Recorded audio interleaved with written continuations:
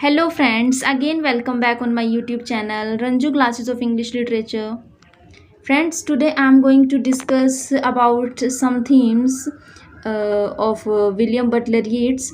ठीक है, William Butler Yeats की पोइट्री के आज हम थीम्स को डिस्कस करेंगे फ्रेंड्स। तो चलिए फ्रेंड्स, ज़्यादा टाइम वेस्ट ना करते हुए शुरू करते हैं।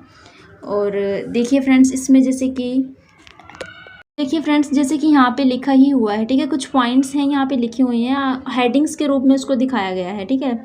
लेकिन आपको एग्जाम्स में इस तरह से नहीं करना है बिल्कुल भी। जो मास्टर्स के स्टूडेंट्स हैं वो तो बिल्कुल भी ऐसा नहीं करेंगे, हेडिंग्स तो उनको लिख कर नहीं आने, बट हेडिंग्स के थ्रू आप मेन पॉइंट्स को याद कर सकते हैं, ठीक है, कि आपको ये पता चल जाएगा कि हमने कंटेंट क्या लिखना है, क्या चीज़ें हमने उसमें लिखनी है, क्या चीज़ हमने अवॉइड करनी है, ठीक है। ये आपको इन हेडिंग्स के थ्रू पता चल जाएगा। तो चलिए फ्रेंड्स, अपनी वीडियो शुरू करते हैं। मैं यहाँ पे अभी आपको पढ़ के बताऊँगी, ठीक है, और जहाँ पे लगेगा कि मुझे इसका मीनिंग बताना चाहिए वहाँ पे मैं डिस्कस करूँगी, आप सभी को बताऊँगी। तो देखिए friends, the 50 years between the publication of Yeats' first volume of poems, The Wandering of Ossian and Other Poems, which was published in 1889, and his death in 1939, saw many ups and downs in Yeats' own life, as well as in Ireland and the world. Yeats tried to record most of these ups and downs and tried to interpret them in his own unique poetic way. मतलब ये जो मैंने highlight किया हुआ है, ठीक है, ये मेन पॉइंट है, इससे आपको अच्छे से समझ भी आ रहा है कि उन्होंने कहा कि 1939 की मतलब and his death in 1939, William Butler Yeats की डेथ कब हुई थी? 1939 में हुई थी, ठीक है। और उन्होंने अपनी लाइफ में बहुत से ज़्यादा अप्स एंड डाउन्स देखे थे, ठीक है। तो उन्होंने उन अप्स एंड डाउन्स को अपनी पोइट्रीज के थ्रू उसमें मतलब and his ups and downs in his own life as in Ireland. Yeats tried to record most of these ups and downs and tried to interpret them in his own unique poetic way.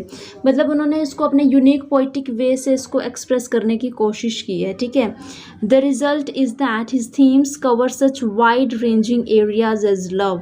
अगर हम उनके themes की बात करें तो उनके themes में हमें क्या देखने को मिल सकता है फ्रेंड्स? वाइड रेंजिंग, यानी कि बहुत ही बड़ा हम एरिया देख सकते हैं लव का। उन्होंने लव के बारे में अपनी पोम्स में डिस्कस किया है, ठीक है, एंड ओल्ड एज के बारे में डिस्कस किया है। व्हेन यू आर ओल्ड आपने पोम पढ़ी होगी विलियम बटलर येट्स की। पॉलिटिक्स में इनका इंटरेस्ट था, ठीक है, लीडर भी रह चुके थे पॉलिटिक्स, रिवाइवल और थिएटर की। मैंने इनकी वीडियो बना रखी है फ्रेंड्स, इनकी बायोग्राफी को मैं ऑलरेडी डिस्कस कर चुकी हूँ प्रीवियस वीडियो में।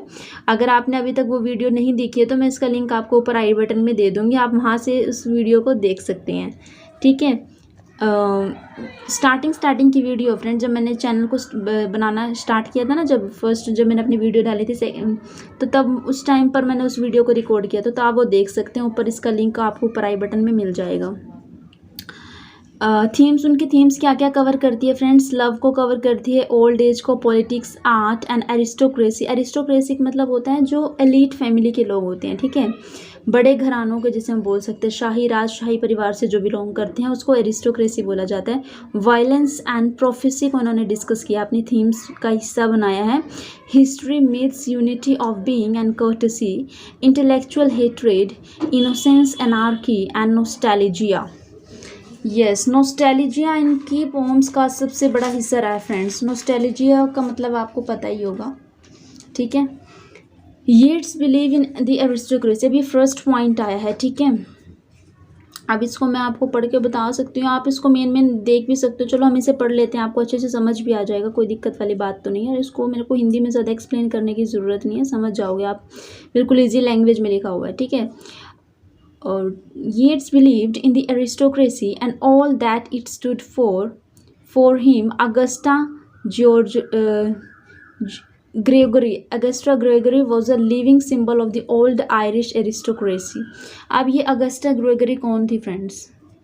ये एक लेडी थी, ठीक है, एक पॉलिटिक लीडर भी रह चुकी हैं ये। उनके बारे में बात की है कि वो मतलब उसको एक लिविंग सिंबल के रूप में लेते थे। He gradually drifted away from the contemporary trends of Irish poetry. In practical life, he had seen the selfishness, the irrational fury, and low aim of common multitude. At times, he seemed to uh, prefer a benign dictatorships to the modern democracy. And anyway, the romantic Ireland of his imagination was dead for him, and was in the grave along with John O'Leary. The country aristocracy became for him the fostering mother of culture, art, and courtesy. It grieved his heart to think of vandalism of the Irish partisans in civil war, who had burnt down the great houses and estates where art was actually protected and nurtured. The poem in memory of Major Robert Gregory is a commemorative poem on the death of Lady Gregory's son, whom Yeats admired as a kind of symbol of aristocracy, good breeding. Now the next point is Yeats nationalism. Nationalism में हम mostly उनके politics के बारे में discuss करेंगे, ठीक है. किस तरह से उन्होंने किस चीज़ का वो हिस्सा रहे, ठीक है, किस चीज़ में उन्होंने पार्टिसिपेट किया, कौन सी टीम के वो लीडर थे, वगैरह वगैरह. So let's get started. Yeats had actively participated in the Celtic renaissance. Celtic renaissance में इन्होंने हिस्सा लिया था, ठीक है, एक्टिवली पार्टिसिपेट किया. I had a conviction, which indeed I have still. Yeats wrote in 1902 that one's verses should hold, as in the mirror, the colors of one's own climate and scenery in their right proportion. And he goes on to add, we should make poems on the familiar landscapes we love, not the strange and rare and glittering scenes we wondered at. Yeats, एक तो ये page ऐसे हुआ है ना. Yeats was convinced that the Irish folk literature was not only old but also priceless. His attempt to revive the oldest of the aristocracies of thought, the folk art, the golden dream of king and peasant, was prompted by the patriotic conviction. Although Yeats was temporarily dragged into politics and patriotic activities by his lady love Maud Gonne. देखिए friends, ये mod gone का मैंने जिक्र उनकी biography की जो मैंने video बनाई थी उसमें भी डिस्कस किया था, और ये इनकी बिलविड रह चुकी थी फ्रेंड्स. इनकी मतलब W.B. येट्स ने, यानी कि विलियम बटलर येट्स ने इनके सामने इतने प्रपोजल्स रखे, बट इन्होंने, इनकी बिलविड ने इनका एक भी प्रपोजल एक्सेप्ट नहीं किया. So that's why I think जो भी इन्होंने पोम्स लिखी हैं वो मोस्टली तो मॉड गॉन को ही एड्रेस की गई हैं, ठीक है. कुछ पोम्स हैं जो उन्होंने अपनी डॉटर वगैरह को भी एड्रेस किए हैं. एक पोम है शायद a prayer to my daughter, वो तो अपनी उनके लिए ही थी वो, ठीक है, अपनी डॉटर के लिए. वो वैसे मोस्टली अगर हम इनकी पोम्स देखें तो मॉड गॉन को ही ज़्यादा प्रेफर करते हैं, ये डेडिकेट करते हैं. तो dragged into politics and patriotic activities by his lady love Maud Gonne. His nationalism was primarily literary and artistic, not political. He was concerned more with the cultivations of taste of his people than the political activities. As a matter of fact, he did not see eye to eye the Irish revolutionaries and lamented their fanaticism in some of his poems and letters. Irish mythology का इन्होंने बहुत ज़्यादा use किया friends. इनकी poetry की main theme इनकी Irish mythology रही है, क्योंकि ऑब्वियसली ये जो थे आयरलैंड से बिलोंग करते थे. आयरलैंड डबलिन में विलियम बटलर येट्स का जन्म हुआ था, तो उनका इफ़ेक्ट तो उनकी फोक टेल्स वगैरह होती थी जो, ठीक है, मिथोलॉजी जो होती थी, उनका इफ़ेक्ट उन पर बहुत ज़्यादा पड़ा है. तो देखते हैं इसमें क्या लिखा हुआ है. Irish mythologies, legends and personalities form one of Yeats major themes. ये सबसे इम्पोर्टेंट थीम रही है friends. Yeats has fully exploited the saga of Ireland and the Celtic legends. His poem Cuchulain's fight something, क्या लिखा हुआ है, fight with the सी, इनके नाम भी अजीब अजीब से हैं. And Irish airman forces his death, Easter 1916, and some others are based on Irish mythology and Irish politic references to Hun Wahan. to the cool park to Parnell and John Singe and Sligo in the west of Ireland, where he spent a good deal of time as a child are to be found in his poetry. At first, Yeats dreamed upon the fairy and folk tales of Western Ireland, which he had heard as a child and a young man. मतलब इन्होंने बहुत सी कहानियाँ वगैरह folk tales fairy tales वगैरह इन्होंने बहुत ज़्यादा सुना, तो इनका इफेक्ट इन पर बहुत ज़्यादा पड़ा, तो जिस वजह से इनकी अगर हम इनकी पोम्स देखें तो उसमें यही चीज़ हमें देखने को मिलती है। जैसे मैंने इनकी एक वीडियो बनाई हुई है द स्टोलन चाइल्ड, ठीक है, उसमें भी इन फेयरी टेल्स के बारे में उसमें जिक्र किया गया, तो ऑब्वियसली येट्स पर इस चीज़ का प्रभाव रहा है, जिस वजह से उन्होंने पोइट्री में ये सब चीज़ें इंक्लूड की हैं। आयरिश मिथोलॉजी का उनको आप आसानी से देख सकते हो, उनकी पोइट्री में ऐसे ऐसे देखने को मिल सकते हैं एग्जांपल्स हमें। उसके बाद क्योंकि उन्होंने बहुत ज़्यादा सुना है, which he had heard as a child and a young man. In the poems of the roses he made use of the Gaelic legends, the Cuchulainn saga and tales of the Fianna. By the 80s, Yeats had become interested in spiritualisms and even in magic. मतलब जैसे जैसे वो Yeats had become interested in spiritualism, और धीरे धीरे वो उनका जो इंटरेस्ट था वो स्पिरिचुअलिज्म की तरफ भी बढ़ने लगा, और मैजिक की तरफ तो था ही। Yeats and magic, occultism, ये कुछ ज़्यादा इंपॉर्टेंट पॉइंट नहीं है इसमें, मैजिक वही बात की हुई है, हम बात करते हैं, हम मेन पॉइंट अगर हम डिस्कस करें, ठीक है, तो रोमांटिक लॉन्गिंग एंड एस्केप की बात करते हैं, ठीक है। नॉस्टैल्जिया इनका सबसे बड़ा इम्पोर्टेंस मोटिव रहा है इनकी पोइट्री का, हमें देखने को मिल सकता है, ठीक है। रोमांटिक लॉन्गिंग का मीन्स होता है डिज़ायर एंड एस्केप, ऑब्वियसली ये मतलब इनका जो ध्यान था ना एस्केपिज़म की तरफ था, मतलब ये ना जैसे जो हमड्रम सी लाइफ थी उसको बच करके निकलते थे, और ये नेचर के प्रति मतलब नेचर के और ज़्यादा अट्रैक्ट थे, ठीक है। इनकी पोम्स हैं,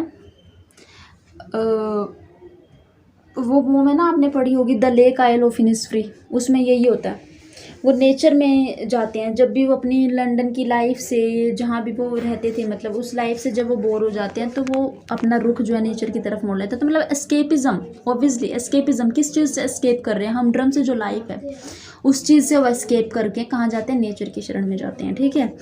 रोमांटिक लॉन्गिंग एंड एस्केप हमें उनकी पोइट्री में देखने को मिल सकते हैं। तो the earlier poetry of Yeats in that of romantic longing to escape, and the best example is that, oh my God, मैंने यहाँ पे देखा भी नहीं, the lake isle of Innisfree पहले से ही लिखा पड़ा था, और मैंने तो जस्ट क्योंकि मैंने पोम्स पे वीडियोस बना रखी हैं तो मुझे मतलब माइंड में याद है कि हाँ मैंने इस टॉपिक पर ये वीडियो बनाई थी, तो मैंने तभी बोला कि एस्केपिज़म इस पोइट्री में तो फ्रेंड्स आप अच्छे से देख सकते हो, एस्केपिज़म आपको the lake isle of Innisfree poetry में देखने को मिलता है आसानी से। उनकी पोम को एक बार पढ़ के देखना, इतनी इंटरेस्टिंग है, अगर आपने नहीं देखी है तो आप ज़रूर देख लीजिए। मेरी वीडियोज़ जो हैं अगर आपने स्क्रॉल करोगे तो, या अगर आप सर्च भी करोगे तब भी आ जाएगा, ठीक है, आपको पता चल जाएगा, नहीं तो आप वीडियोस में देख सकते हो। ज़्यादा वीडियोस तो मैंने अभी फ़िलहाल डाली नहीं है, ठीक है, तो उसमें आपको आसानी से मिल जाएंगी। The lake isle of Innisfree, Innisfree जो है वो एक प्लेस का नाम है। तो बेस्ट एग्जांपल अगर हम देखने को मिलता है तो ये यही पोम में का देखने को हमें मिल सकता है। However matters of life and death of the body and the spirits also form another of Yeats themes and poems like a dialogue of self and soul are represented in this regard. एक और poem पढ़ सकते हो आप, a dialogue of self and soul are representative in this regard, ठीक है। उसमें आपको उनकी रोमांटिक लॉन्गिंग देखने को मिलेगी और एस्केपिज़म आसानी से देखने को मिल सकता है। ये दो पोम्स पढ़ लेना अगर नहीं भी पढ़ी है तो। The lake isle of Innisfree तो मैंने कराई हुई है, इस पर हो सका तो मैं इस पर वीडियो बना दूंगी किसी दिन, ठीक है। नेक्स्ट हम डिस्कस करते हैं फ्रेंड्स, इनकी नेक्स्ट थीम क्या थी इनकी पोइट्री की, नॉस्टैल्जिया था। नॉस्टैल्जिया मतलब होता है कि कुछ मतलब सबसे पहले नॉस्टैल्जिया मीनिंग आया, मतलब नॉस्टैल्जिया वर्ड आया, तो सबसे पहले तो आपको ये पता होना चाहिए कि नॉस्टैल्जिया आखिर है क्या, ठीक है। कुछ स्टूडेंट्स हैं उन्हें पता होगा आई होप, बट कुछ स्टूडेंट्स ऐसे हैं जिन्हें नहीं पता होगा। तो फ्रेंड्स, नॉस्टैल्जिया का मतलब होता है कि जो पास्ट की जो मेमोरीज है, ठीक है, पास्ट की जो हैप्पी हैप्पी मोमेंट्स रही हैं, ठीक है, हमारी लाइफ के जो अच्छे अच्छे दिन थे, ठीक है, उनको याद करके अब जो हम दुखी हो रहे हैं, ठीक है, बीते वक्त की याद को देख करके, मतलब याद करके बीते वक्त के अच्छे मोमेंट्स को याद करके जब हम दुखी होते हैं, अब हम प्रेजेंट में जब हम दुखी होते हैं, ठीक है, क्योंकि दुख तो मतलब दुखी तो हम अब हो रहे हैं ना, ठीक है, हम पुरानी बातों को याद करके अब हम दुखी हो रहे हैं, तो उसको हम एक नॉस्टैल्जिक फीलिंग बोलते हैं। मतलब कि वहाँ पे मतलब हमें, क्योंकि उस टाइम पर हमें बहुत अच्छा अनुभव हुआ था, ठीक है, बहुत अच्छा मेमोरीज होती हैं, जैसे बहुत ही अच्छी मेमोरीज होती है, कैप्चर्स हो जाती है दिमाग में, ठीक है, तो हम उसे याद करके हल्का सा कहीं ना कहीं एकदम से तो ऐसा लगता है कि हाँ अच्छा है, फिर जब रियलिटी का एहसास होता है कि, क्योंकि देखो पास्ट है वो तो मतलब बीत के जो चला जाता है वो वापस आते नहीं, अच्छे मोमेंट्स हो या एवरीथिंग कुछ भी हो सकता है वो चीज़, ठीक है, तो नॉस्टैल्जिया वही होता है, बीते वक्त की याद होती है, ठीक है, इसका मतलब एग्जैक्ट हम बताएं तो उसी चीज़ के बारे में बात कर रहे हैं। ये आपको इनकी पोम्स में देखने को मिल सकता है। विलियम बटलर येट्स की पोम्स की मेन थीम रही है escapism, romantic longing and as well nostalgia, ठीक है, nostalgia for the past. Another of Yeats' theme is nostalgia for the past, the old Ireland, and the poem that expresses it best is September. अब यहाँ पे इन्होंने poems के नाम भी discuss कर रखे हैं फ्रेंड्स, ठीक है, अगर आपको लगता है कि हाँ हमने चेक करना है कि कहाँ इसमें नॉस्टैल्जिया है, कहाँ इसमें एस्केपिज्म है, या फिर कहाँ इसमें रोमांटिक लॉन्गिंग है, जितनी भी थीम्स अगर आप चेक करना चाहते हो तो यहाँ पे पोम्स के नाम भी इंक्लूड किए गए हैं। तो अगर आप इन पोम्स को पढ़ते हैं तो आपको अच्छे से समझ आ जाएगा, जब आपको इस चीज़ का मतलब पता है तो, ठीक है। तो ये जो सितंबर है बेस्ट पोम का एग्जांपल लिया है इन्होंने, expresses it best is September 1913, even the tower conjures images of people from Ireland's rich past. ये कोटेशन दे रखी है फ्रेंड्स, ठीक है। सो आगे इसमें देखते हैं हम, this concept of aristocracy find illustration in all of Yeats poems and especially in the major Robert Gregory, वही लेडी की बात हो रही है यहाँ पे, Major Robert Gregory seen by Yeats to be an example of all the qualities which his concept of aristocracies envisages, ठीक है, रॉबर्ट ग्रेगरी की बात यहाँ पर पोर्जा कर रही हैं। उसके बाद है art and the artist. Art is another of Yeats major themes and the poems which beautifully tackle this theme are Sailing to Byzantium and Lapis Lazuli, and to some extent among school children. Next theme देखते हैं, his sense of history. Yeats' sense of history is another of his major themes, and and the best expression of this comes in the great poem The Second Coming, where the whole of history is seen as a series of alternating cycles. Yeats' awareness of the anarchy in the contemporary world finds expression in poems like Easter 1916 and An Irish Airman Foresees His Death, which give expressions to these themes. At the same time, like 1919, widen the scope of Yeats' political visions with reference to the effect of war. The poems like To a Shade give a poignant expressions to Yeats' disgust with some of the ugly realities of the politics of contemporary Ireland. Then some other themes को देखते हैं अब हम friends. Many of Yeats poem have his love for Maud Gonne. हाँ, मैंने आपको जैसे पहले भी बताया कि इनकी अगर आप पोम्स को पढ़ें तो मोस्टली आपको उसमें लव देखने को मिलेगा। किसके लिए लव देखने को मिलेगा, किसके प्रति हम देख सकते हैं लव इनकी पोइट्री में, मोडगोन के प्रति, इनकी बिलविड थी। As their themes and the among the most well known of these poems are When You Are Old, No Second Troy and Her Praise. These three poems are dedicated to मोडगोन, ठीक है, ये मोडगोन को ही dedicated की गई हैं ये तीनों poems. When you are old तो मैंने कराई भी हुई है, नहीं देखी है तो वीडियो देख लेना, ठीक है। नो सेकंड ट्रोय, ट्रोय का वॉर के बारे में मैंने कुछ वीडियोस में डिस्कस किया हुआ है। ट्रोय जो ट्रोजन वॉर उसकी बात हो रही है, एंड हर प्रेज। ये इनकी कुछ मेजर पोम्स थी जो कि मॉडगन की बिलविड को एड्रेस की गई थी, as we can say dedicate की गई थी, ठीक है। Very poignant passing references to his loss of Modgon and her beauty are made in a prayer of for my daughter and the tower. The lover tells of the rose in his heart. He wishes his beloved were dead, and he gives his beloved certain rhymes are among his other love poems. Old age is the theme of many of Yeats poems, ठीक है। Old age is theme of many of Yeats poems, मतलब old age भी हमें इनकी theme एक देखने को मिल सकती है। The most notable being sailing to Byzantium, the tower, and why should not old men be mad? The opening lines of sailing to Byzantium are memorable.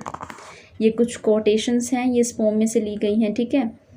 That is no country for old man, the young in one another's arms, birds in the tree, those dying generations at their song, the salmon falls, the mackerel crowded seas, fish, flesh or fowl, commend all summer long, whatever is begotten, born and dies, caught in that sensual music of all neglect, momentous of unaging intellect.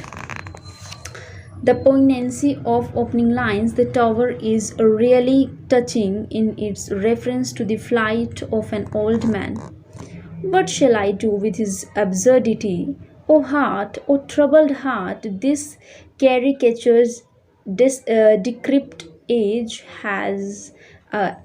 that has been tied to me as to a dog tail.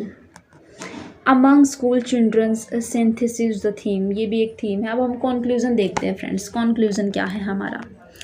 Conclusion क्या कहता है? Thus, after having made this survey, we find that Yeats chose various themes for his poems. He patiently probed into different fields of learning to find the appropriate theme and the means of presenting it to his readers. Even if he took up personal themes, he made it universal by relating it to the Irish folklore and mythology. Like any true artist, his aim was to reach the ultimate truth, and he restored to magic and mysticism in his poetry to come to this truth. So that's for all today's lecture. आज हमने themes को discuss किया है, ठीक है। कुछ points जो है मैंने छुड़वाए हैं, आप उन्हें कर सकते हैं, जैसे येट्स एंड मैजिक, ठीक है। वही चीज़ दोबारा डिस्कस कर रखी है, ठीक है। बस आज की वीडियो में इतना ही। That's for all today's lectures. I hope you like this video. If you like my video so please subscribe my channel and as well as share with your friends. Thanks for watching this video. Have a nice day.